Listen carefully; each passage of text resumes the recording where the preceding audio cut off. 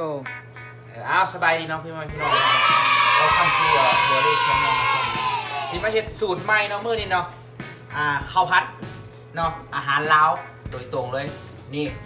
แซ่บเป็นตัวอย่างเลยปลาแดกเนาะปลาแดกแต่ว่าสิเฮ็ดข้าวผัดเนาะมื้อนี้เนาะข้าวผัดซีฟู้ดเนาะเอามาเบิ่งรายการก่อนว่าสิมีหยังแหน่แต่ว่าใส่น้ำมันไปก่อนเนาะช่วงนี้เนาะ แซ่บเบิดทุกอย่างยกเว้นข้าวผัด ปลาแดกเนาะเพราะว่าปลาแดกนี่ใส่แซ่บเบิ่งตัวอย่างสิมาลองใส่ข้าวผัดลองเบิ่งว่าสิเป็นจังไดเนาะมีไข่2หน่วยกระเทียมกับพริกเนาะสูตรเจ้าของเองนะแป้งนัวเนาะใส่หน่อยแซ่บหน่อยใส่หลายแซ่บอีนี้ ผมล้นพร้อม ใช้น้ำตาลเนาะน้ำตาลมาตัดเค็มในจังหน่อยเนาะถ่ายให้หมอฮ้อนแป๊บหนึงเนาะตักเตาก็จะ หอนแล้ว คิดว่ามันฮ้อนเนาะก็ใส่กระเทียมลงไปเลยเนาะ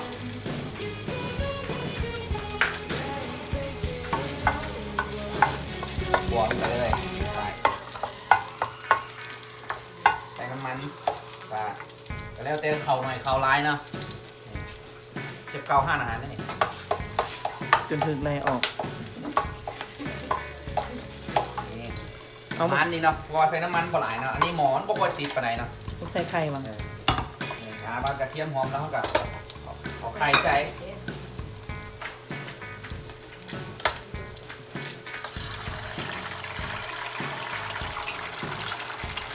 เป็นแต่แซ่บด้วยเนาะ ไข่ลงก่อนก็ได้เพราะว่าซีนนี่มันอยากสุกไม่อยากให้ซีนสุกหลายไปไหนเนาะกุ้งกับสุกแล้วเนาะบางทีเอาคนสูตรใหม่นี่สูตรนี้นี่บ่มันไข่แตกหลายไปเนาะเพราะมันมีเป็นตอนเนาะมันมุนหลายมันจีมันบ่งามเนาะไป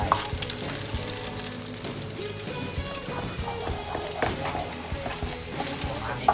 อันนั้นเป็นชิ้นเป็นอันไข่เขามาใกล้ๆได้ไหมนี่ให้พ่อแม่พี่น้องดู สุกแล้วเด็ก เอาสุกแล้วครับเราซีนหมูลงเนาะกับปลาหมึกลงเนาะข้าวผัดซีฟู้ดเนาะแต่ว่าหมูนี่มันมาจากทะเลเนาะ หมูลงโคก มาจากทะเลนะหมูตัวนี้โมเมนเนาะถามว่าปลาหมึกกับกุ้งปลาหมึกกับหมูสุกในจังหน่อยแล้วเขาก็เอากุ้งลงหวังสุกไปเรื่อยๆนะเรื่องไหนน่ารับประทานไหมนะฮะ เป็นแต่แซ่บเลยดีจนไม่ดีปาก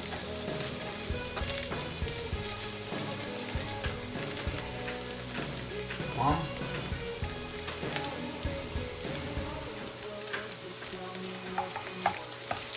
มาเบิ่งอาหารสินะเอาเบิ่งอาหารนั่งเบิ่งจะหนาคนนะคนที่บ่อยาก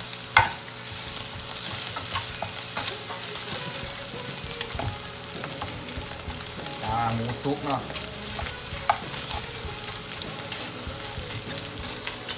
กุ้งล้มมานี่นะหมูซุปละกุ้งลงแน่จักหน่อย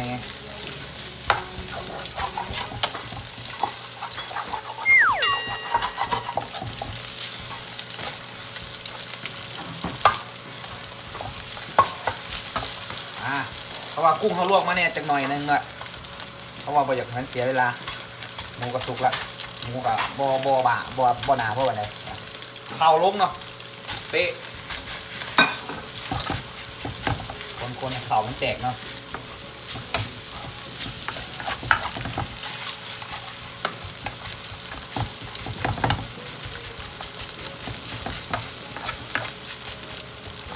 กระดูกตู้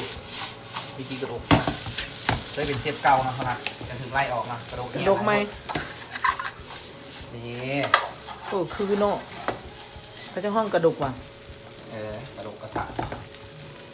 อาหารไทยนี่ต้องได้กระดูกเป็นนะบอกกระดูกคนก็ได้พวกนี้ แต่แขนสียิ่ง ว่า มัน จะ บ่ ถึ มี งไล่ออกนะ แต่แขนมันสียิ่งเอาไปนวลยังบ่ถึงเลย กาว่าเข่าแตกแล้วเขากับผงชูรสเนาะหรือว่าแป้งนัวใส่ลงไปเนาะน้ำตาลในจังน้อยตัดเค็มเนาะจากในสีลงประเดกนี่ขาดไม่ได้เลย พริกไทยหนึ่ง ปลาแดกก่อนไฟในเล็กน้อยก็ได้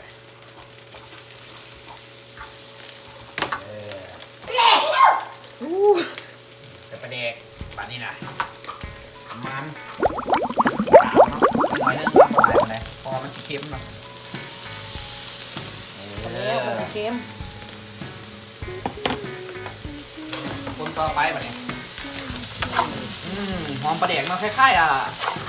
หอม ค ปลาแด ล้าย ก ๆข้าวผัดอันที่ว่ามันเค็มๆอยู่ห้านจีนนะข้าวผัดเนาะเขา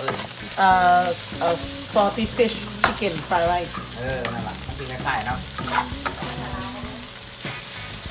ข้าวผัดปลาเค็ม ข้าวผัดปลาเค็มของจีนที่กินคล้ายๆนั่นน่ะ ของเขาเมนละเมนละเมนนี่โน่ออกปลานั้นมันเค็มที่แบบปลาแดกนี่แหละใส่พริกไทยไหม ใช้ที่หลังนะใช้ที่หลังโมเมนที่หลังนะใช้หมออาจจะซิมลองมึงนะ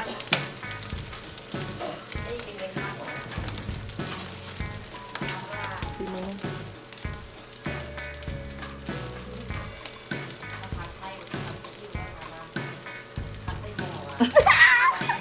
แซ่บบ่แซ่บบ่ แซ่บให้พี่คล้ายป่ะนี่สุดยอดไปเลยมีจีมีกินปลาแดกสุดยอดเซ็ตเดี๋ยวใส่จานแป๊บนึง